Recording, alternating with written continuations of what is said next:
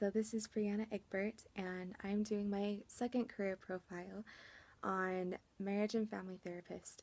And this is actually the career that I am most interested in. So it was really fun to talk to one of my professors who was a therapist um, about it and about his experience. He worked with LDS Family Services, and so his organization was pretty big. He said they had about 6 full-time employees and 20 part-time employees. And so the hours were basic hours, 5 to 6 days a week, pretty much 8 hours a day. So nothing too strenuous. He said typical stressors with his job were caseloads that were too big. When he got overloaded with cases, it was the hardest, he remembered. And then working with LDS Family Services, he got to work with a lot of adoptions. And sometimes the legal process for adopting can be really, really stressful. So he said that that process, having to leap those legal hurdles, was a big stressor in those adoption circumstances. But typical benefits, material benefits with LDS Family Services, he got full benefits, so dental, medical, vacation, retirement. He said that that was a really big help and that not many people offer retirement anymore. So that was something that was really good. He also said that other benefits of working with LDS Family Services, in particular, he liked working with the LDS people, the LDS population. Though he brought up a point that I thought was really interesting. He said that sometimes it was harder to work with the LDS people because they usually had more complex problems, because in our LDS community, in the church, we have a lot of support. We have bishops and stake presidents, home teachers, priesthood leaders, all these things that help us. And so when people are having problems in their marriage or in their families, usually they'll rely on those sources first, and they'll go to their bishop and maybe try and get some help there. And then when the problem continues, and going to the bishop is not enough, he may refer them, maybe you should go see a counselor. So Brother Higgins, the professor I talked with, he said that sometimes when the LDS families would come in, they would have really big problems, like deep, and that have just been building over time. And he said that was kind of hard sometimes, where if they would have just come in the beginning, there wouldn't be this snowball effect, and the problem probably wouldn't be as bad.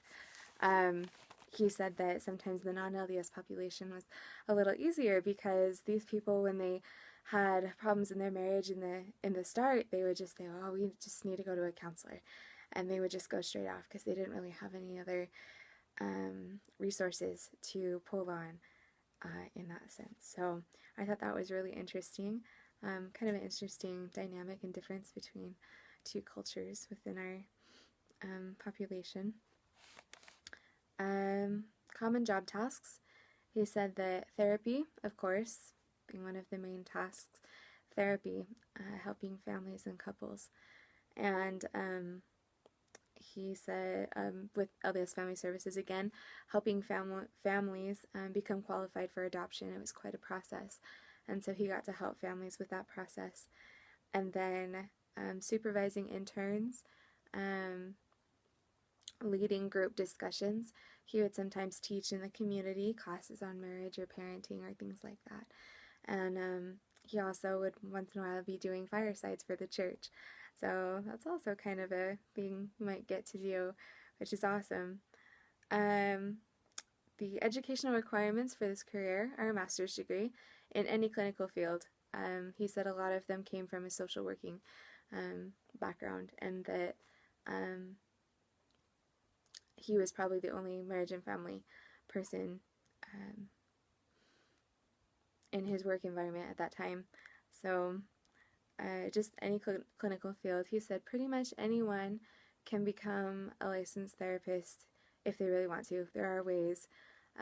He said there's lots of good schools. There's schools all over. There's lots of resources for people that may want to do that. And so that was really good to hear that um, you don't have to be highly specialized to be a counselor. Like, obviously, those that are probably more um, skilled do better, just as in anything.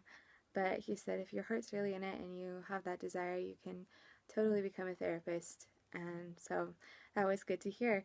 He said the starting salary, which we've learned in this class, is around 40,000, which we already kind of talked about.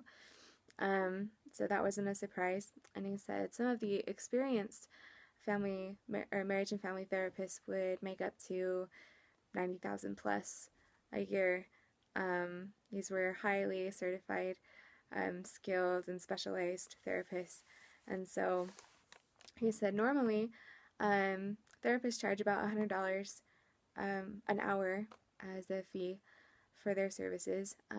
He said sometimes, it's just better to do the 100 because sometimes you do it above that, people are usually going to go to the therapist that's 100 as opposed to 120 or something like that.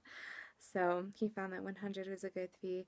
Some of the more highly specialized doctors, he said, were in even the 200, 250 range an hour for their, I guess, their counsel. So I thought that was really interesting. One thing about this field, about being a counselor or a therapist, is that there's a great demand everywhere. He said pretty much if you become certified and licensed, you can find a job anywhere in the U.S. They're always needing counselors, and there's a great demand for those.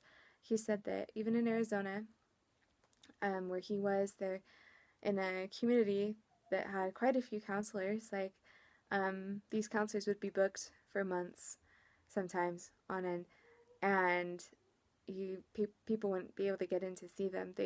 So they needed more counselors. So that's really good. And I already kind of understood that going into this, that we are really needed, and it's a really worthy job. So I'm excited. I think that's pretty much it. Another thing, just one last thing, that Brother Higgins said was that we, as students now, should talk to therapists who are in the field currently practicing, and just like ask them these same questions about school and about salary and about all these work environment type questions, to really get an idea of what we want and what we maybe some hurdles that we can avoid if we are aware of them. So I thought that was really useful information, and I look forward to putting that in action. Thank you for listening to my presentation. That's it.